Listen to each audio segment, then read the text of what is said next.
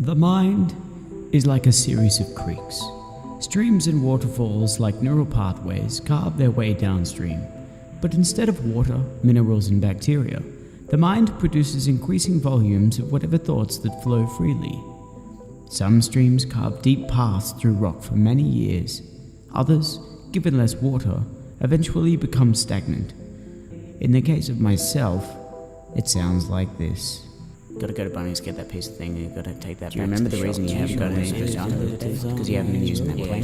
You should put that plan. You can have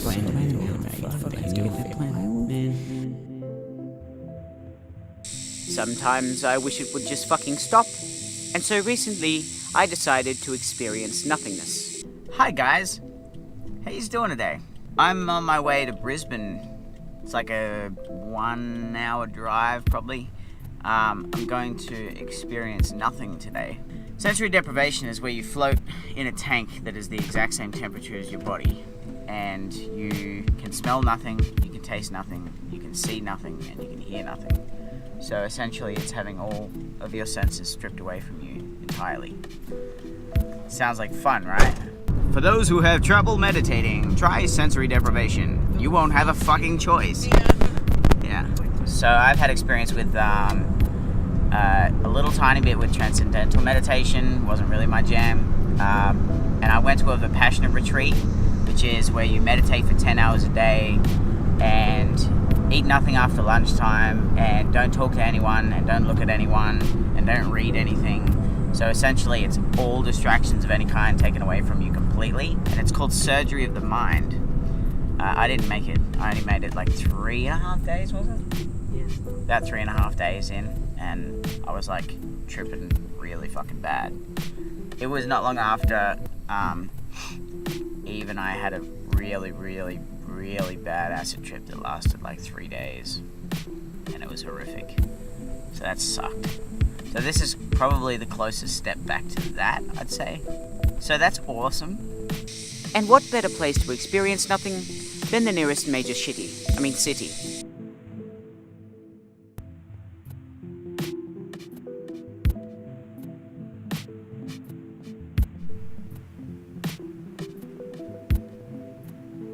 Due to my absolutely terrible technical experience, the audio will now be mute. This is in no way an attempt to demonstrate an ironic twist with the theme of the video being silence. Frankly, I'm not quite that clever. Subtitles are here for your convenience.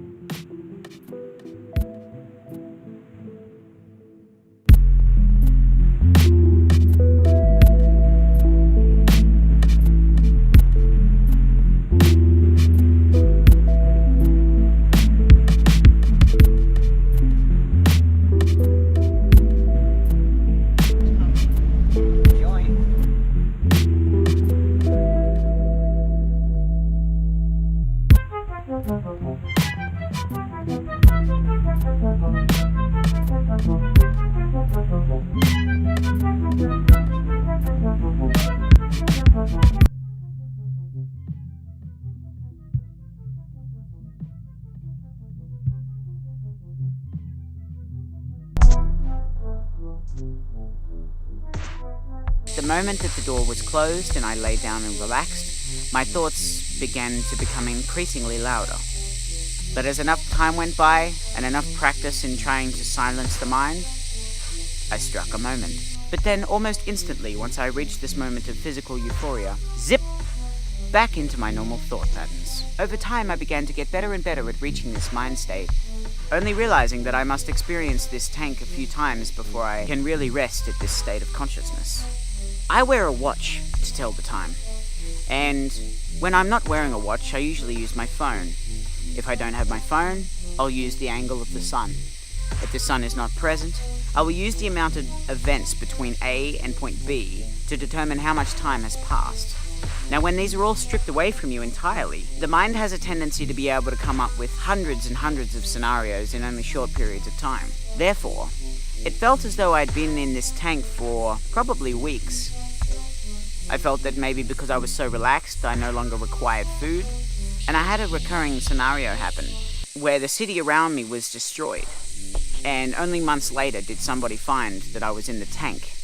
They pulled me out, clothed me, fed me, and gave me an introduction to the transition that I'd missed. The city was destroyed. There was nobody around, except for the occasional survivors feeding off of small amounts of rubbish.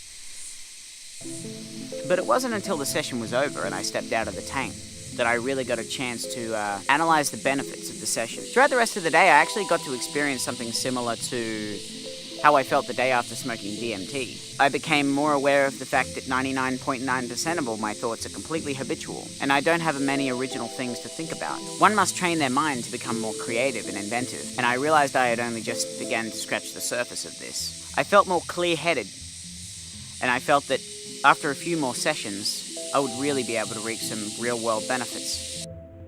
I would strongly recommend sensory deprivation for anyone who deals with anxiety, depression, sporadic thinking, overthinking, a lack of creativity, or if they just truly wish to feel something.